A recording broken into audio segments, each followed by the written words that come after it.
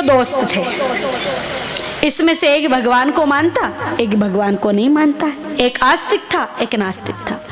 दोनों मित्र रास्ते से किसी यात्रा के लिए निकल पड़े। यात्रा में जा रहे थे तो फिर उस जंगल में कहीं कांटे थे, तो उस नास्तिक ने कहा, देख तेरा भगवान मार्ग में भी कांटे बना रखे, चुभते तो दर्द होता है।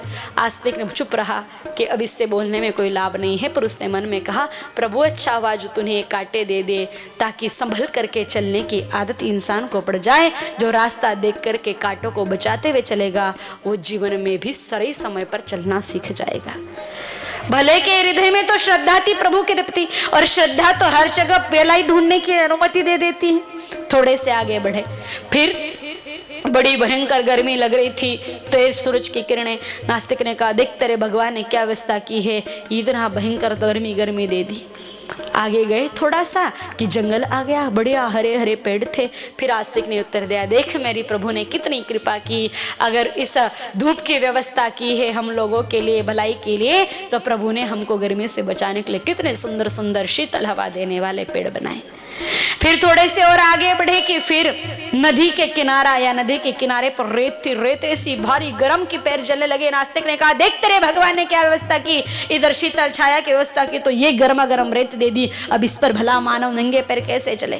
थोड़े से आगे गए कि वो शीतल ठंडा पानी था, पानी का स्पर्श पा करके सुख मिला। वाह! आस्तिक ने कहा, देख मेरे प्रभु ने कितनी व्यवस्था की, अगर दुख दिया तो दुख से भी ज्यादा सुख भरी ये शीतल जल से बहने वाली नदी दे दी, पानी पी करके भी सुख मिला।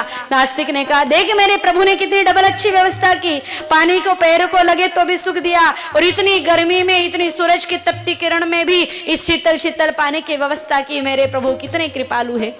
थोड़े से आगे किनारे पर बढ़े कि उस नदी के किनारे पर कई प्रकार की वेलियां लगी हुई थी, उस पर तरबूज इत्यादि लगे हुए थे। उस तरबूज को देखते ही नास्तिक ने कहा, देख तेरे भगवान ने क्या व्यवस्था की है, इतनी पतली सी वेली पर, इतनी पतली डंडी पर इतना बड़ा तरबूज लगा दिया। तेरे भगवान को भी कुछ पता तो पड़ता नहीं है, इतनी छोटी सी वेली पर कोई इतना बड़ा फल लगाते हैं। आस्तिक ने कहा, उत्तर तो भगवान ही देंगे। मुस्कुराया, फिर उस तरबूज को फोड़ा, उसमें से बड़ा सुंदर मीठा मीठा शरबत निकला। तरबूज में पानी होता है कि देख मेरे प्रभु ने कितनी अच्छी व्यवस्था की, इतने गर्मी में भी इधर पानी पिलाया, जो पिलाया, मीठा पानी की और व्यवस्था कर दी। तरबूज को खाया, बड़ा सुख मिला। फिर पेट भर गया तो थोड़ी सी रेत पार करके और उस सुंदर सा आम का पेड़ था, दोनों मित्र उस आम के नचे छाव के नीचे सो गए। सोए कि हुआ ऐसा, दोनों दोस्त सो रखे थे। ऊपर उस पेड़ को कई सारी केरियां लगी थी, गर्मी के दिन थे, केरियां तो लगती ही। एक तोता आया उड़ता उड़ता, उस तोते ने केरी को काटा, केरी खा रहा था। कि देख रास्ते के लटा लटा बोला, देख तेरे ठाकुर ने क्या व्यवस्था की, इतनी मस्त खट्टी मट्टी केरी इतनी ऊपर लगा दी, ये नीचे लगती तो तोड़ के खा लेते। कि ठीक है। थोड़ी देर में उसको आ गई नींद, वो तोता वापस आया, उड़ता उड़ता उस केरी को खाता। थोड़ी देर बाद उस तोते के खाने के कारण वो केरी टूट करके सीधी गिरी नास्तिक के नाक पे, नाक हो गई डैमेज। फिर आस्तिक ने कहा, देख मेरे प्रभु ने कितनी भली व्यवस्था की, जो इस केरी को इस आम के पेड़ पर लगाया। अगर तेरे कहे अनुसार इस पतली की डंडी पर केरी लगा देता, नाजुक से वेली पर नाजुक फल छोटी सी केरी लगाता, और इस बड़े आम के पेड़ अगर बड़ा तरबूज लगा देता तो कि फिर तो मेरा चौकटा ही बिगड़ जाता।